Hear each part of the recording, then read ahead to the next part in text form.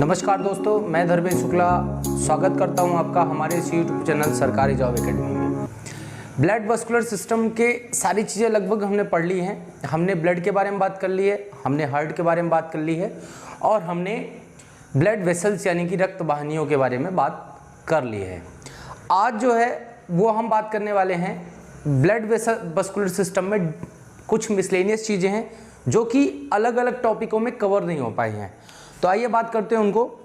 ठीक है, blood vascular system miscellaneous.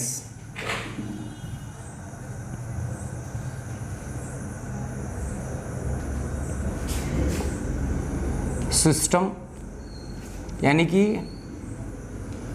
रक्त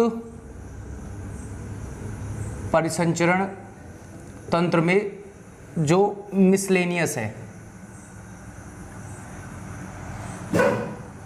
यानी कि जो विविध है,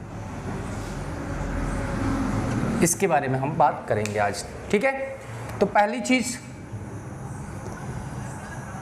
हमने बात नहीं की थी किसके बारे में, ईसीजी के बारे में, यानी कि इलेक्ट्रोकार्डियोग्राफ के बारे में। ईसीजी का अर्थ है इलेक्ट्रोकार्डियोग्राफ।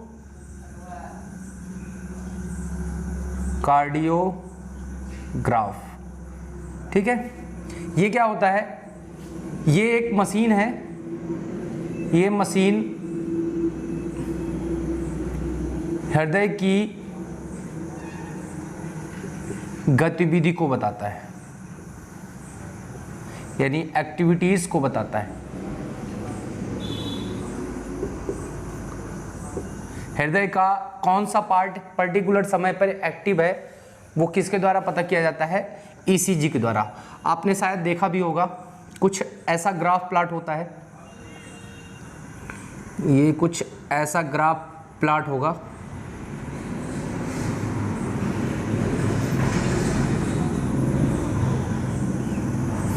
और उसमें P, Q, R, माफ कीजिए, P, Q, R, S, T ऐसे करके वेव्स होती हैं, तरंगे होती हैं। ठीक है, इसको हम बोलते हैं, ये है इलेक्ट्रोकार्डियोग्राम। ध्यान रखिएगा, मशीन का नाम ग्राफ है और जो ग्राफ बनता है उसको ग्राम बोलते हैं। इसमें इलेक्ट्रोकार्डियोग्राम, ग्राफ को ग्राम बोलेंगे, उल्टा है। ग्राफ को बोलते हैं, ग्राफ क्या है, मशीन है, और ग्राम क्या है, जो कागज पे जो कर्व प्लॉट होता है उसको बोलते हैं ग्राम। ठीक है, नेक्स्ट, ये तो हो गया हमारा ईसीजी। एक इंस्ट्रूमेंट होता है हीमोसाइटोमीटर। हीमोसाइटोमीटर,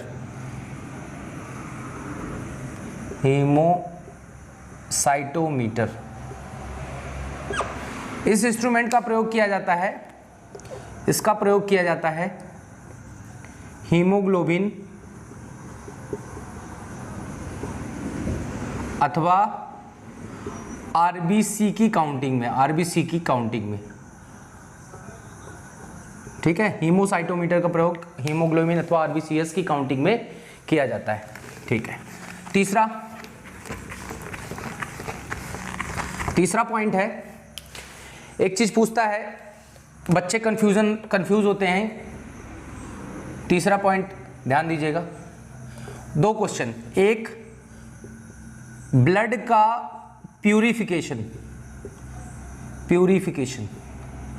यानी कि रक्त का शुद्धिकरण कौन सा ऑर्गन करता है। ठीक है, ये बच्चे काफी कंफ्यूज रहते हैं इस क्वेश्चन में, शुद्धिकरण। और दूसरा क्वेश्चन है ब्लड का फिल्ट्रेशन, रक्त का को छानना। ठीक है, तो अगर हम ब्लड के प्यूरिफिकेशन की बात करें तो इसका आंसर होगा लंग्स। ब्लड का प्यूरिफिकेशन कौन करता है, फेफड़ा करता है। ठीक है, क्योंकि फेफड़ा जो है वो ब्लड से CO2 को लेता है, उसमें ऑक्सीजन मिक्स करता है, जबकि ब्लड का जो फिल्ट्रेशन है उसका आंसर है किडनी यानी कि ब्रक। फिल्ट्रेशन का मतलब है ये ब्लड में से अतिरिक्त पानी तथा यूरिया, यूरिक एसिड इत्यादि को छानने का काम करता है। ठीक है, नेक्स्ट चौथा एक क्वेश्चन पूछता है, चौथा क्वेश्चन कि हीमोग्लोबिन जो है, आपको पता है कि जो हमारी आरबीसी है उसमें हीमोग्लोबिन होता है, हीमोग्लोबिन। ठीक है, ये हीमोग्लोबिन जो आरबीसी के परसेंटेज के हिसाब से बात करें तो ये लगभग 34% होता है। कितना परसेंट होता है हीमोग्लोबिन आरबीसी में? 34%। अब ये हीमोग्लोबिन ऑक्सीजन से बाइंड करता है, कार्बन डाइऑक्साइड से भी बाइंड करता है और कार्बन मोनोऑक्साइड से भी बाइंड करता है। ठीक है, तो इसकी अगर हम एफिनिटी की बात करें, किसकी बंधुता की बात करें, बाइंड करने की कैपेसिटी जो होती है, एफिनिटी, इस हीमोग्लोबिन की ऑक्सीजन के प्रति क्या एफिनिटी है, कार्बन डाइऑक्साइड के प्रति क्या एफिनिटी है और कार्बन मोनोऑक्साइड के प्रति क्या एफिनिटी है।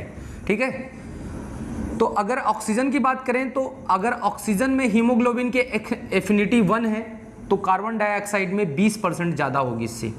ठीक है, लगभग 20 गुना ज़्यादा ऑक्सीजन की अपेक्षा कार्बन डाइऑक्साइड हीमोग्लोबिन से 20% ज़्यादा तेज़ी से बाइंड करेगी। और अगर कार्बन मोनोऑक्साइड की बात करें तो ये लगभग 200 से 300% ज़्यादा तेज़ी से बाइंड करेगी। ठीक है, तो जो हीमोग्लोबिन की एफिनिटी कार्बन मोनोऑक्साइड की होती है वो सबसे ज़्यादा होती है और ऑक्सीजन के साथ सबसे कम होती है। ठीक है, इसीलिए जब कभी आप ऐसे रूम में रहते हो जिसमें धुआं है तो धुएं में कार्बन मोनोऑक्साइड सबसे सर्वाधिक होता है और यही कारण है कि कार्बन मोनोऑक्साइड हीमोग्लोबिन से बाइंड कर जाता है, जिससे ऑक्सीजन को हीमोग्लोबिन से बाइंड करने की जगह नहीं मिल पाती। इससे सफोकेशन महसूस होने लगता है और अगर लगातार आप कार्बन मोनोऑक्साइड की अधिकता वाली जगह में है तो आपकी मृत्यु भी हो सकती है। ठीक है, अच्छा, हीमोग्लोबिन जब ऑक्सीजन से बाइंड करता है तो एक कंपाउंड का निर्माण होता है जिसे बोलते हैं carboxy haemoglobin, sorry oxy haemoglobin.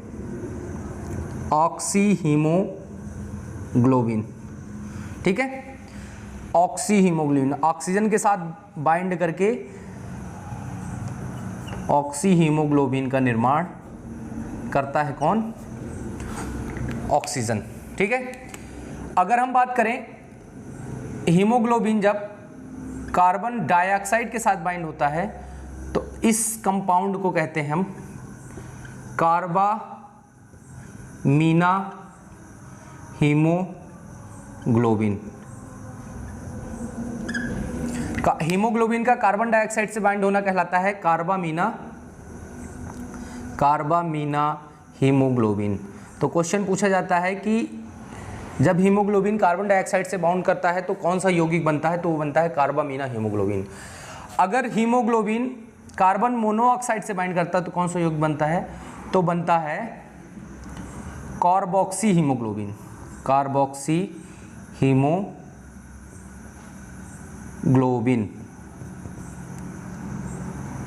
ये आपको ध्यान रखनी, कार्बोक्सी हीमोग्लोबिन।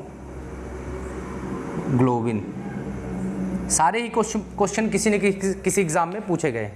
नेक्स्ट अगला क्वेश्चन 5वां नंबर,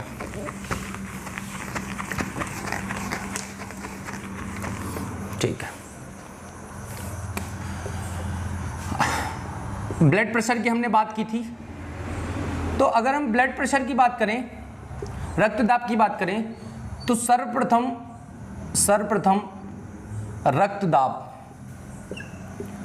ये सर्वप्रथम रक्तदाब को आरएस हेल्स ने, किसने? आरएस हेल्स ने कब? 1733 में घोड़े में मेजर किया था। ये क्वेश्चन पूछा जाता है, घोड़े में मेजर किया था। ठीक है, ये वाला क्वेश्चन। अब आपको पता है कि एक सामान्य मनुष्य का रक्तचाप कितना होता है? ये होता है करीब 120/80 mm ऑफ Hg। तो इसमें 120 जो होता है ये होता है सिस्टोलिक वो कंडीशन होती है जब हार्ट सिकुड़ता है, और 80 जो होता है वो होता है डायस्टोलिक। डायस्टोलिक। डायस्टोलिक वो कंडीशन होती है जब हार्ट फैलता है, ठीक है, या रिलैक्स होता है। चलिए ये हो गया पांचवा पॉइंट, ठीक है। छठा पॉइंट देखते हैं। देखिए एक क्वेश्चन पूछा जाता है कि काकरोच या तिलचट्टा में, ठीक है, कितने कोष्ठी हृदय पाया जाता है? तो इसमें 13 कोष्ठी 13 चैम्बर हार्ट पाया जाता है, ये ध्यान रखिएगा। सबसे ज़्यादा चैम्बर इसी में पाए जाते हैं, किसमें? काकरोच और तिलचट्टा में 13 कोष्ठी हृदय पाया जाता है, ठीक है, ठीक है। ये हो गया छठा पॉइंट। सातवां पॉइंट देखिए, ये जो हमारी ब्लड वेसल है, ब्लड वेसल के बारे में हम लोग लास्ट क्लास में चर्चा किए थे। इस ब्लड वेसल में अगर कोलेस्ट्रॉल का जमा हो जाए, किसका जमा हो जाए? इस ब्लड वेसल में या रक्त वाहिका में कोलेस्ट्रॉल का जमाव हो जाए, ठीक है, किसका जमा हो जाए? कोलेस्ट्रॉल का। तो कोलेस्ट्रॉल के जमाव के कारण ये ब्लड वेसल जो है ये हो जाती है कठोर, ठीक है, कठोर, सॉलिड हो जाती है, हार्ड हो जाती है। कठोर को बोलते हैं हार्ड, नॉट सॉलिड, ठीक है, हार्ड हो जाती है। इस बीमारी को बोलते हैं हम एथीरोस्क्लेरोसिस। क्वेश्चन पूछा जाता है कि एथीरोस्क्लेरोसिस क्या होती है, ठीक है। तो deposition becoming of blood vessel hard due to deposition of cholesterol, ठीक, कोलेस्ट्रॉल के डिपोजिशन कारण ब्लड वेसल का हार्ड होना, कैसा होना? हार्ड होना, यानी कि कठोर होना, ये कहलाता है एथीरोस्क्लेरोसिस। नेक्स्ट,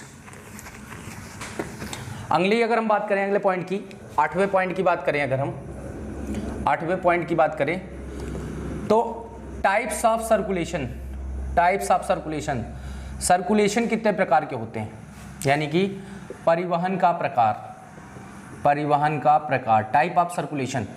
तो अगर हम ब्लड के परिवहन की बात करें अगर हम, तो ये 2 प्रकार का परिवहन होता है। एक होता है खुला परिवहन तंत्र यानी ओपन सर्कुलेशन सिस्टम,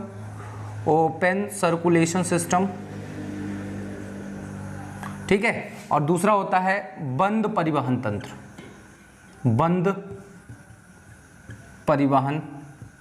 तंत्र, यानी कि क्लोज्ड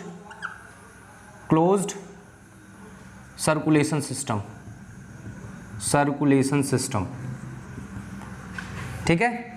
अगर ओपन सर्कुलेशन सिस्टम की बात करें तो इसमें जो ब्लड का फ्लो होता है, इसमें ब्लड का फ्लो ब्लड वेसल नहीं होती, ब्लड वेसल में ना होकर सीधे ऊतकों में होता है। कहाँ होता है? सीधे ऊतकों से होता है, टिश्यूज से होता है। किससे होता है? ऊतकों से, टिश्यूज से होता है, टिश्यूज में होता है, ठीक है। अब ये ओपन या खुला सर्कुलेशन सिस्टम कहाँ पाया जाता है? इसके एग्जाम्पल की बात करें तो जितने इंसेक्ट जो हैं, जितने भी कीड़े हैं, ठीक है, कीड़े यानी कि मच्छर जो हो गया, ठीक है, मक्खी हो गई, ठीक है, मच्छर, मक्खी, तितली, ठीक, कीड़ों में। और जो आर्थ्रोपोड्स अगर हम बात करें, आर्थ्रोपोड्स कीड़े जो भी हैं आर्थ्रोपोड्स की कैटेगरी में आते हैं, लेकिन जो भी आर्थ्रोपोड्स हैं उसमें क्या पाया जाता है? खुला परिवहन तंत्र। एक और एग्जांपल इसका काकरोच में भी कैसा पाया जाता है? ओपन सर्कुलेशन सिस्टम पाया जाता है, ठीक है। अगर हम बंद परिवहन तंत्र की बात करें, अगर हम क्लोज्ड सर्कुलेशन सिस्टम की या बंद परिवहन तंत्र की बात करें तो ये क्या होता है? ब्लड वेसल्स में बहता है, रक्त वाहिनियों में बहता है। किस में बहता है? वेसल्स में बहता है,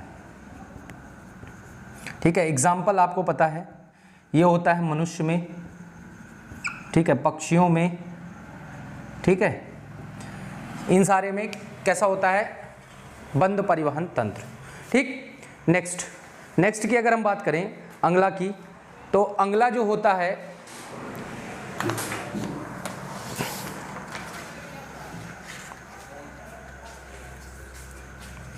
नेक्स्ट और लास्ट जो है वो है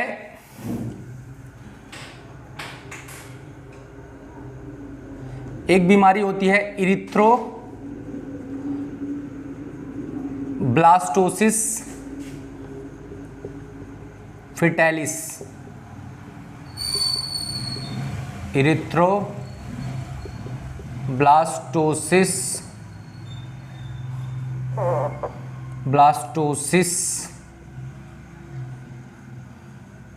फिटैलिस।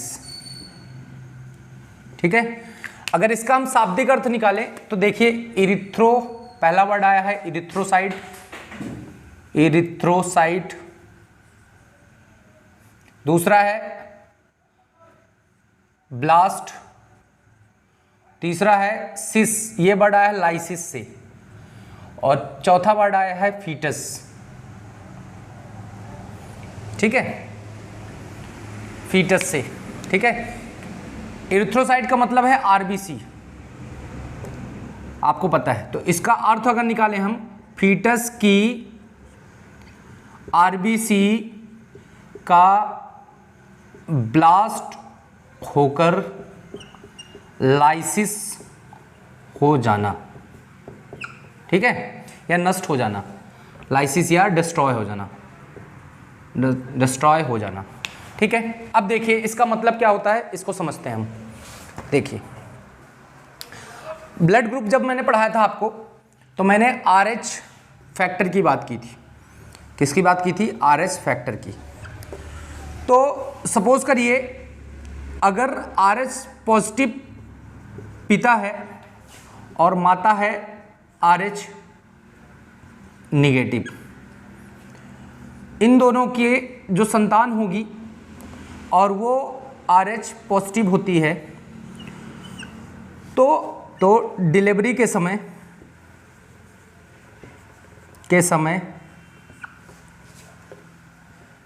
RH पॉजिटिव वाला एंटीजन प्लेसेंटा यानी कि गर्भनाल के